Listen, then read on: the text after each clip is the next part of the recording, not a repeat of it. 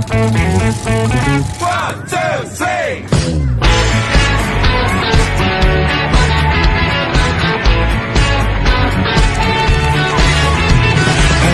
Little chime so loud, park your dick up the 즐겁고 오는 life 일로 어떻게 되고요. Halo teman-teman semua, selamat siang. Kali ini saya berada di Museum Pancasila Sakti atau biasa dikenal dengan Lubang Buaya. Oke teman-teman semua, monumen ini berada di Jalan Raya Pondok Gede Lubang Buaya, Kecamatan Cipayung, Kota Jakarta Timur. Monumen ini tuh jam operasional itu dari Selasa sampai Minggu dari jam 8 sampai jam 4 sore.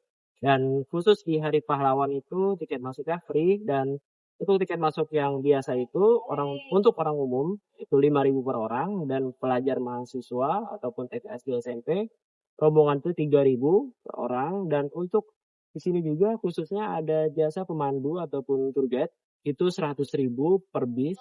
Banyak sekali akses untuk sini. Ada Transjakarta, Jaklingko, dan juga LRT. Jaklingko kalian bisa naik rute 06, Transjakarta bisa naik 9 ataupun koridor 9C, dan LRT turun di stasiun Taman Mini. Nah, jadi teman-teman di sini itu tiket masuknya yang tadi di gerbang awal itu tidak include dengan parkir ya teman-teman ya. Jadi itu hanya berlaku untuk orang, jumlah orang dan kendaraan saja teman-teman. Untuk tarifnya sendiri bisa kita lihat sama-sama. Untuk mobil itu 5.000, motor 3.000, dan untuk bis besar ataupun bis kecil itu 25.000.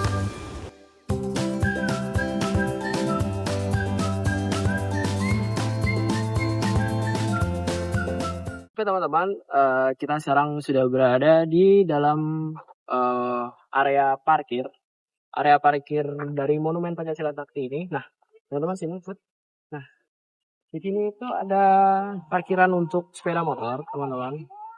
Sepeda motor itu luas, dan di sebelah sana ataupun di sebelah kiri saya ini itu adalah tempat untuk parkir mobil dan parkir bis wisata ya teman-teman ya. Untuk rombongan, dan bisa menampung lebih dari 10 mobil dan 10 rombongan bus teman-teman.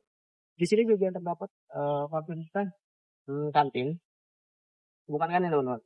Ini UMKM setempat. Jadi di sini tuh ada UMKM yang dari area luar Surabaya.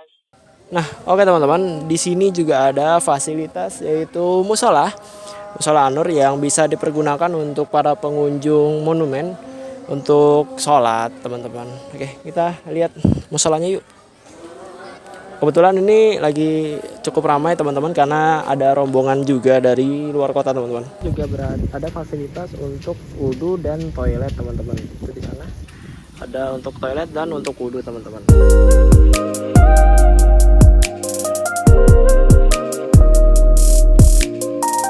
Oke teman-teman, selain yang tadi di sini juga ada lapangan terbuka yang biasa digunakan oleh staf ataupun pengelola untuk apel pagi teman-teman. Nah, di sini juga itu terdapat agar kita. Nah, di sini juga terdapat ruang informasi di sebelah sana. Dan juga kantor teman-teman. Dan di sini juga terdapat fasilitas aula teman-teman. Nah, jadi di aula ini kalau misalnya rombongan untuk menunggu giliran mendapatkan pemandu wisata bisa tunggu di sini. Dan juga teman-teman, di sini juga ada pemandu wisata lokalnya teman-teman. Nah, kalian bisa request aja langsung ke pusat informasi teman-teman. Oke, kita lanjut yuk. Oke teman-teman, masih di tempat yang sama. Di sini juga terdapat papan-papan informasi teman-teman. Jadi di sini itu ada fasilitas papan informasi untuk teman-teman yang pengen tahu nih, itu ada mobil-mobil. Nah, tapi di sini ada 2, di depan 1 teman-teman, dan di ujung sana itu 1. Nah, ini ada papan informasi koleksi kendaraan teman-teman. Di sini ada juga kantin dan toilet teman-teman. Di pojok sebelah kanan di samping museum Monumen Pancasila Sakti teman-teman. Nah, jadi di sini itu menyediakan aksesoris teman-teman ataupun jajanan-jajanan teman-teman yang teman-teman bisa nikmati. Dan di sini ada toiletnya juga teman-teman. Misalnya di toilet sana kalian tidak nemu yang di parkiran tadi, bisa ke toilet yang di sebelah sini teman-teman. Oke, kita lanjut aja masuk. Di sini juga ada terdapat tangga lurus untuk kaum difabel ataupun orang yang sedang sakit menggunakan kursi roda. Monumen ini itu dikelola oleh Mabes TNI ataupun Pusat Sejarah TNI teman-teman. Oke, kita masuk yuk. Teman-teman, di sini attraction ataupun atraksinya teman-teman. Nah, di sini itu monumen ini memiliki nilai sejarah yang tinggi karena memperingati peristiwa G30S teman-teman. Nah, ini tempat diorama mana teman-teman? Nah, ini perjuangan para pahlawan Republik, pahlawan yang diorama menambahkan cerita dari perjuangan G30S itu. Di sini juga ada pemberontakan PKI Cirebon. Jadi ini awal-awalnya teman-teman. Jadi ini awal-awal dari masa PKI itu memberontak.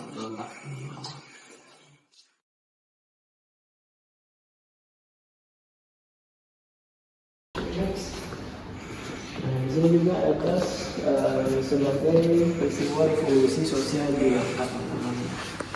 Ini juga kerusuhan di Langkat pada 9 Maret 1940. Oh ya, dan juga di sini itu ada papan informasi. Ini di sini ada papan informasi juga untuk Sekalian bahasa, dan ini dua bahasa teman-teman, bisa ada bahasa Indonesia dan bahasa Inggris. Dan di sini juga teman-teman, di sini juga ada bukti ataupun foto teman-teman. Nah, ini foto-fotonya ada dua ya teman-teman, di kanan dan di kiri teman-teman. Jadi setiap diorama itu mempunyai foto ataupun penjelasan teman-teman.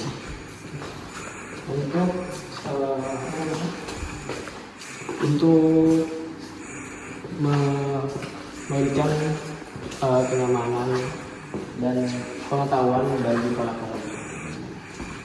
Di sini ada pengajuan Surakarta teman-teman. Nah, ini sejarah-sejarahnya sebelum jenderal-jenderal itu pada diculik ya teman-teman.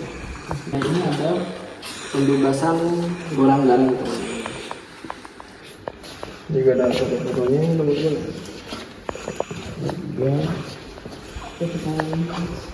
oke teman-teman, di sini itu totalnya ada 34 diorama yang menggambarkan peristiwa G30S PKI teman-teman, yaitu terjadi pada tanggal 30 September sampai 1 Oktober 1965 teman-teman. Oke. Sekarang kita lanjut ke atas karena masih banyak diorama.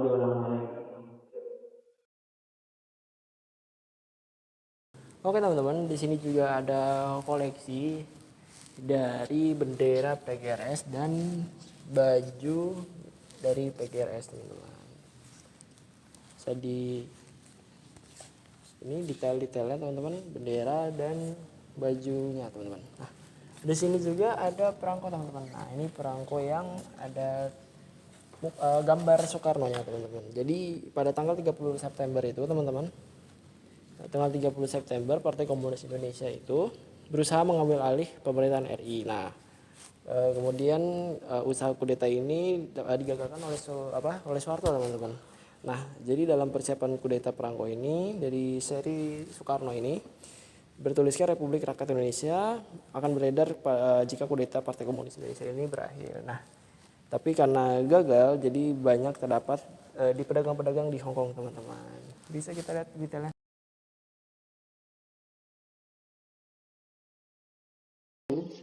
Dan aidit yang diadili teman-teman. Nah, ini seperti ini dioramanya. Nah, jadi itu PKI di bawah pimpinan DN Aidit sejak tahun 1950. Dan ini juga ada bukti-bukti sejarahnya teman-teman. Sini. Nah, itu juga ada foto Ini foto DNA Aidit semasa muda, teman-teman. Nah, di sini ada gedung pengadilan negeri Jakarta, di pusat mana DNA Aidit itu dia di teman-teman. 3. Jadi teman-teman, PKI ini tidak hanya di bidang politik teman-teman, jadi mereka juga mau mengambil alih di bidang lain, yaitu budaya dan sastra teman-teman. Jadi mereka turun ke jalan ini tuh jalannya di Medan dan ini ada buktinya. Ini pawai Algloris berkeliling kota Medan. Ini ada orang-orang PKI terhadap ABRI teman-teman. Nah, ini ada potongan koran teman-teman dan ada foto. Selain tadi terdapat kostum dan perangko dari PGRS dan perangko Soekarno, di sini juga ada senjata teman-teman, koleksi senjata. Tapi yang ini dia kunci roda, ini senjata dan ini pistol. Nah, yang di tengah ini punyanya DI Panjaitan teman-teman. Nah, untuk yang kunci roda ini untuk membunuh Sugijono dan Katamso teman-teman. Nah, ini juga pistolnya teman-teman. Nah, jadi pistolnya ini hasil dari rampasan gerombolan SA Sofyan teman-teman. Oke, kita lanjut. Di sebelah sini juga ada koleksi juga teman-teman. Jadi ada 2. Nah, di sini itu senjata laras panjang teman-teman nih. Nah, ini adalah penyerbuan gubernur di Jawa Timur teman-teman. Jadi ini diserang mereka, usaha PKI untuk menunjukkan kekuatannya tidak hanya dilakukan dengan mengintimidasi partai politik dan organisasi massa, tapi juga cara mendiskreditasi atau aparatus negara. Jadi ini penyerangan gubernur di Jawa Timur, jadi diserang kantor gubernurnya.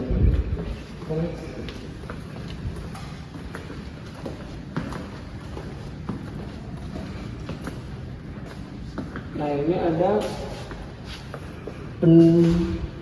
penugasan kembali gedung RBT Pusat RRI, gedung RRI Pusat teman-teman. Nah, ini penugasan kembali gedung militer teman-teman.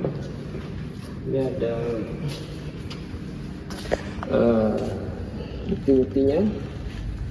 Yang ini ada Kostrat Majen TNI Soeharto melaksanakan rapat pidato siaran radio oleh RRI yang disiarkan ke seluruh Indonesia teman-teman. Ini foto-fotonya, cuman karena sudah lama teman-teman jadi sudah tidak terlihat tampak jelas lagi. Ini juga ada koleksi rapat umum Front Pancasila teman-teman. Jadi tidak hanya tindakan tegas dari Presiden Soekarno terhadap PKI. Nah, pada tanggal 13 PKI menimbulkan reaksi di kalangan masyarakat, berbanding dengan masyarakat menuntut supaya PKI dan semua organisasi massa dibubarkan teman-teman. Ini waktu rapat umum Front Pancasila. Ini dia teman-teman, 22 November tahun 1965 teman-teman. Ini penangkapan DNA Aidit oleh militer. Nah, setelah G13 PKI mengalami kegagalan di Jakarta, pada tanggal 1 Oktober itu tengah malam ketua CCPKI DNA Aidit itu ditangkap teman-teman. Tapi dia melarikan diri ke Jawa Tengah dan merupakan basis utama dari PKI teman-teman. Nah, itu juga tanggal 2 Oktober 1965 ia berada di Yogyakarta teman-teman. Kemudian berpindah-pindah tempat dari Yogyakarta ke Semarang. Nah, itu lumayan jauh juga teman-teman. Nah, selanjutnya ia ke Solo untuk menghindari operasi pengejaran yang dilakukan oleh RPKAD. Nah, ini diorama saat DNA Aidit itu ditangkap. Tidak hanya itu juga, di sini masih ada koleksi teman-teman. Ini koleksi senjata laras panjang juga. Ini koleksi senjata laras panjang, ada jenis miliki oleh ASA Sofyan teman-teman. Nah, yang di sini itu hasil rampasan dari gerombolan PGRS. Ini juga masalah senjata laras panjang, teman-teman. Jadi ada totalnya ada 3 koleksi yang senjata dan pakaian. Nah, di sini rakyat Jakarta menyambut pembubaran PKI. Nah, ini sudah masa jayanya PKI itu dibubarkan dan DN Aidit yang tadi ditangkap teman-teman. Jadi di masyarakat Jakarta itu menyambut dengan meriah PKI dibubarkan, PKI sudah tidak ada lagi. Perta guna menjamin keamanan dan ketertiban teman-teman. Nah ini salah satu buktinya ya teman-teman. Ini ada salah satu buktinya warga Jakarta itu menyambut pembubaran PKI teman-teman nih.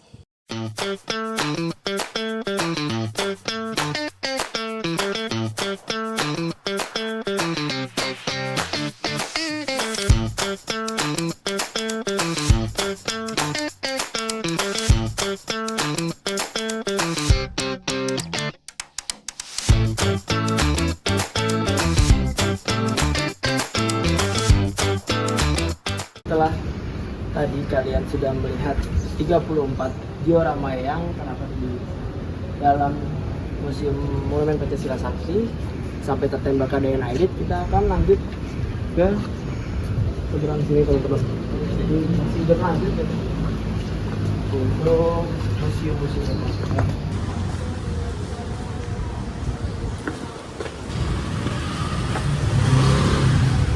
Oke teman-teman, ini adalah peristiwa di mana ketujuh jenderal itu dimasukkan ke dalam lubang sumur yang terdapat di desa Lubang Buaya teman-teman.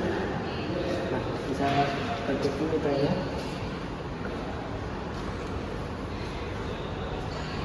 Nah, jadi teman-teman, pada dini hari pada tanggal 1 Oktober 1965, 72 warga NKRI diculik dan dibunuh oleh G30S PKI teman-teman. Dan kemudian jasad itu atau jenazahnya dibawa ke lubang yang berada di desa Lubang Buaya. Nah, ketiganya dibunuh di rumah teman-teman. Nah, siapa aja itu dibunuh di rumah? Nah, itu ada MT Harjono, kedua ada Brigadir Jenderal DI Panjaitan teman-teman, yang ketiga ada Jenderal Mejen. Nah, sedangkan 4 orang lainnya itu diculik teman-teman, jadi nggak langsung dibunuh, jadi diculik dulu. Dan dia itu dibawa dalam keadaan masih hidup dan matanya ditutup dengan kain merah teman-teman, dan tangannya juga diikat. Nah, keempat yang tadi tiga itu sudah dibunuh. Nah, keempat itu disiksa dulu teman-teman, disiksa dengan sangat kejam di sebuah rumah teman-teman. Nah, jadi mereka itu siapa aja? Ada Mejen R. Suprapto, ada Mejen S. Parman, dan ada Brigadir Sutojo, dan Letnan 1 Letu PA Tandean teman-teman. Selanjutnya, nah ini di sini ada rumah salah penduduk yang dijadikan markas G30S PKI teman-teman di desa Lubang Buaya teman-teman.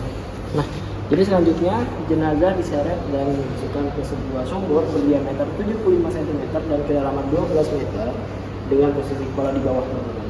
Nah, dan jenazahnya itu Suprapto dan Mejen Parman diikat jadi satu teman-teman. Diikat jadi satu. Setelah semua jenazah dimasukkan, mereka ditembaki teman-teman. Nah, setelah ditembaki semua sudah pada mati. Lubangnya itu ditutup. Nah, ditutupnya itu dengan ditimbun dengan tanah dan dengan sampah, dan sekelilingnya ditanami dengan pohon pisang teman-teman. Ini juga ada bukti kondisi sumur tua setelah pengangkatan jenazah teman-teman. Jadi seperti ini gambaran sumur tua. Kita lanjut lagi.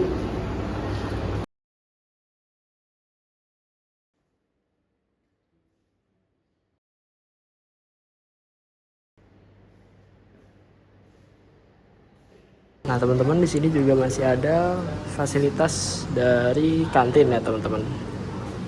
Ada kantin dan ada juga tempat untuk bersantainya teman-teman. Nah, sekarang kita akan masuk ke dalam ruang bersejarah ataupun relik yang ada di Monumen Pancasila Sakti. Oke teman-teman, lanjut tadi kita sudah ke Museum PKI. Sekarang kita berada di ruangan rilis ataupun koleksi-koleksi ketujuh jenderal yang telah terjun pada saat G30S PKI. Ada Brigjen S. Tejo, atau ada baju, ada jam tangan, ada arloji, ada cincin kawin, ini juga ada benda-benda, apa peninggalan almarhum. Kemudian ada pangkat. Di sini ada izin tahun oleh stempel tanda celana tanda darah teman-teman. Jadi yang flag hitam ini adalah darah dari teman-teman. Lalu juga di sini ada tulisan yang kelas lebih ada topi TNI tempat juga di sini ada tes paman. Nah, ini meja paman itu ini salah satu juga dari detail yang yang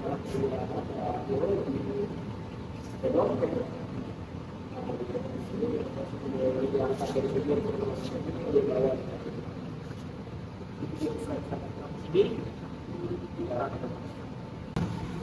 ini ada video kelas yang dalam pas diangkat belajar itu beberapa teknik pernikahan dan juga ada semapa dari itu yang harus dilakukan. Lalu di sini Ahmad ini ada celana beliau yang ini juga dulu disediakan paling keempat itu 6 yang kita buka pada tubuh kanan juga dan ini juga ada topi dan pengadu. Nah, di depan itu ada ruang teater teman-teman, tapi ruang teater ini tidak include dengan tiket masuk dari Monumen Pancasila ini. Untuk mengakses teater film ini, teater film Nusantara G30 SPKI ini dibanderol dengan harga 50.000. Jadi misalnya keluarga kalian ada 2 orang, jadi berapa 10.000 per orang biasanya. Ruangan teater ini juga dipergunakan oleh rombongan-rombongan pelajar aja. Jadi kalau misalnya selain rombongan yang ingin menggunakan ruang teater ini atau menonton film di ruang teater ini, bisa berjalan-jalan dan berjalan-jalan di museum ini. Nah teman-teman, di sini juga ada tank ya teman-teman ya.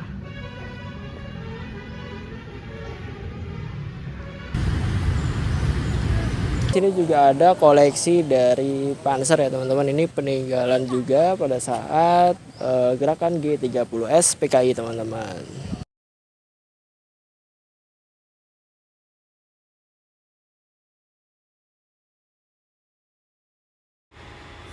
Oke, jadi sehabis kita tadi melihat-lihat di museumnya, sekarang kita akan menuju ke Sumur Maut ataupun tempat di mana ketujuh jenderal itu dimasukkan ke dalam Sumur Maut. Oke teman-teman, sekarang kita berada di pintu utama Monumen Pancasila Sakti. Nah, kita sekarang mau masuk ke sana dan di sana itu ada apa namanya lapangan dan sumur tuanya itu atau destinasi utama kita.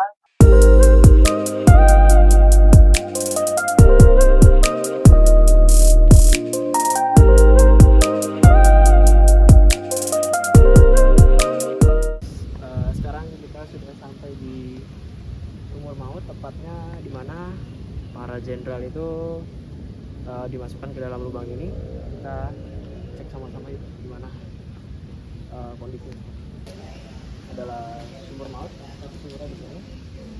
Ini pada tanggal 1 Oktober 1965 DKI menggunakan sumur tua sedalam 12 meter dan berdiameter 75 cm ini untuk mengubur 7 jenderal jenazah pahlawan revolusi. Kita lihat. Inilah tampak dari koleksi yang ada di Monumen Lubang Buaya, yaitu adalah Sumur Maut. Jadi Sumur Maut ini adalah tempat di mana 7 jenderal itu dimasukkan dan dibunuh di sini. Di sini tuh patung itu juga menggambarkan saat pemberontakan para jenderal-jenderal. Kalian bisa lihat ini patungnya berasa terasa hidup banget. Dan terakhir ini adalah patung ketujuh jenderal dan logo burung Garuda, yaitu dimana untuk penghormatan kepada 7 jenderal yang telah gugur dalam peristiwa G30S PKI. Saya Bunaya Farel Rabbani dari mahasiswa Universitas Negeri Jakarta. Sekarang saya berada di Museum Pancasila Sakti bersama Bapak siapa? Mayor Infantri Ahmad selaku Kasubsi Info Monumen Pancasila Sakti Lubang Buaya. Oh gitu. Oke, dengan Bapak siapa tadi? Mayor Infantri Ahmad. Mayor Infantri Ahmad. Dipanggil Bapak? Ahmad. Bapak Ahmad. Oke, Bapak Ahmad. Oke, pertanyaan kedua, kemudian Bapak kira-kira tugas utama di sini sebagai apa, Pak? Kita di sini merupakan anggota militer ya sesuai dengan jabatannya, menjabat sebagai Kasubsi Info Monumen Pancasila Sakti Lubang Buaya. Artinya kita melayani untuk atau memberikan informasi terhadap para pengunjung di area Monumen Pancasila Sakti Lubang Buaya. Oke. Itu berarti Bapak sebagai pengelola juga ya di sini? Iya, termasuk pengelola di sini. Pengelola juga. Oke. Yang ketiga, monumen ini dikelola oleh Bapak sendiri atau ada instansinya di sini? Monumen Pancasila Sakti Lubang Buaya itu di bawah naungan Mabes TNI, ya, di bawah naungan Pusat Sejarah TNI. Artinya Pusat Sejarah TNI itu membawahi beberapa museum, diantaranya Monumen Pancasila Sakti Lubang Buaya. Oke, dan apakah ada struktur khusus yang dibentuk selama menjalankan manajemen di destinasi ini? Struktur organisasi seperti organisasi militer, kita ya ada pimpinan, ada staf-stafnya, ada kurang lebih jumlahnya saat ini yang ada sebagai organisasi atau struktur ada 12 personil yang mengawaki Monumen Pancasila Sakti Lubang Buaya itu sebagai anggota militer dan PNS. Begitu juga dibantu ada beberapa cleaning service untuk kebersihan lingkungan. Oke. Untuk pertanyaan selanjutnya itu ada visi misi dari Monumen Pancasila Sakti ini, Pak? Untuk visinya Monumen Pancasila Sakti Lubang Buaya itu mengedepankan menjadikan monumen itu sebagai museum nasional yang mengarahkan kepada jiwa nasional, semangat perjuangan.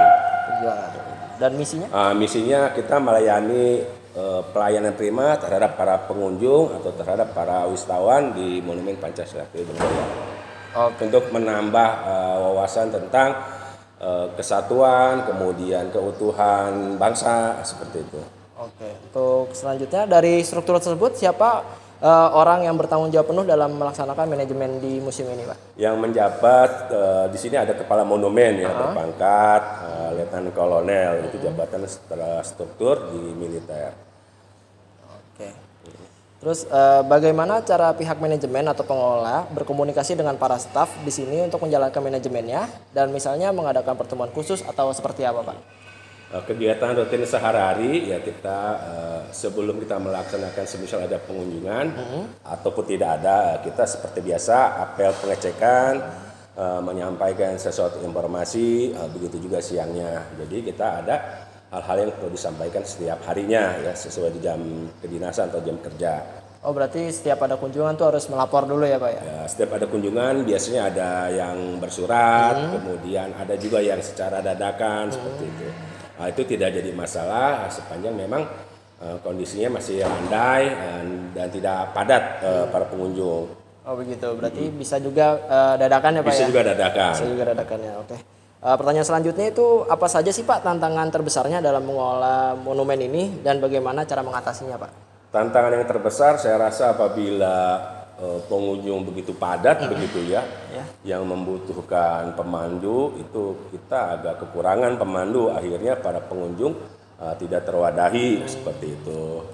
Kemudian juga mungkin faktor cuaca juga ya, karena ini di lingkup outdoor sehingga para pengunjung tidak bisa menikmati kunjungannya apabila hujan seperti itu. Oh seperti itu, berarti di sini masih terbuka ya, untuk di area terbukanya. Jadi kalau untuk area ini tidak terjadi masalah. Tidak ada masalah ya. Oke, berarti next pertanyaan itu bagaimana cara Bapak memanage penumpukan wisatawan di satu sisi agar aksesibilitas itu lebih efisien, Pak? Ya sebetulnya kita kadang ya para pengunjung tuh punya jam atau kegiatan masing-masing ya, kita tidak bisa atur jam sekian gitu kan.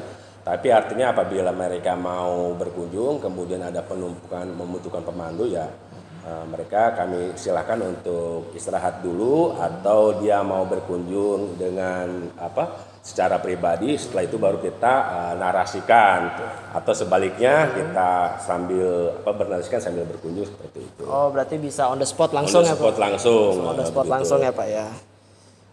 Terus pertanyaan berikutnya itu, menurut Bapak bagaimana tindakan pihak manajemen mendapati kerjasama dengan vendor ataupun UMKM yang ingin membuka lapak di kawasan ini, Pak? Seperti kantin ataupun pedagang-pedagang yang di parkiran. Oh gitu ya, kalau untuk UMKM di sana itu memang saya sebetulnya di sini termasuk orang yang belum lama juga ya, kurang lebih 2 tahun. Dan itu memang sudah ada, itu kerjasama dari awal. Jadi warga sini atau domisili sekitar Lubang Buaya Ya, betul. yang punya modal atau kemampuan untuk berbuka usaha disilahkan. Itu pun istilahnya dalam jenis yang berbeda dagangan usahanya, sehingga tidak tumpang tindih seperti itu. Satu macam, jadi setiap lapak. Kalau kantin-kantin ini dikelola oleh koperasi kita, koperasi kita yang mengelola daripada pedagang, tapi diberikan kerja kepada masyarakat sekitar sini juga seperti itu. Oh, seperti itu. Berarti yang di kantin ini pengelolanya di sini. Nah, dari kita dia setoran ke dalam koperasi. Ke dalam koperasi. Dia hanya menjaga tokonya saja. Oh, seperti itu. Nah, kalau yang di luar dipakai modal sendiri. Yang seperti di Di parkiran. Oh, parkiran itu modal sendiri. Modal sendiri. Kalau ini dari koperasi dia hanya mencatat. Setelah itu setoran. Setoran ke sini. Ke Oke. kantor. Baik. Untuk pertanyaan terakhir nih Bapak, Bapak Ahmad, bagaimana harapan Bapak Ahmad untuk Monumen Pancasila Sakti ini untuk kedepannya, Bapak? Ya, harapan saya sih ya tetap adanya pemeliharaan dari pimpinan, juga mungkin bisa memperhatikan hal-hal yang mungkin sudah lama rusak atau kurang dinginnya AC, atau mungkin ada kebocoran-kebocoran. Ya mungkin dari pihak atasan kita bisa memperhatikan hal yang seperti itu untuk mutu pelayanan daripada Monumen Pancasila itu sendiri. Oh, itu saja Bapak. Berarti untuk harapan kedepannya itu untuk dibenahi lagi ya Bapak? Ya, kita harus ada pembenahan supaya lebih enak lah. Lebih enak ya? Lebih nyaman gitu. Oke deh, kalau begitu terima kasih banyak Bapak Ahmad. Oke. Untuk penyampaiannya, wawancaranya sudah diluangkan waktu untuk saya juga. Oke teman-teman, mungkin segitu saja wawancara saya dengan Bapak Ahmad selaku pengelola dari Museum Pancasila Pancasila Sakti.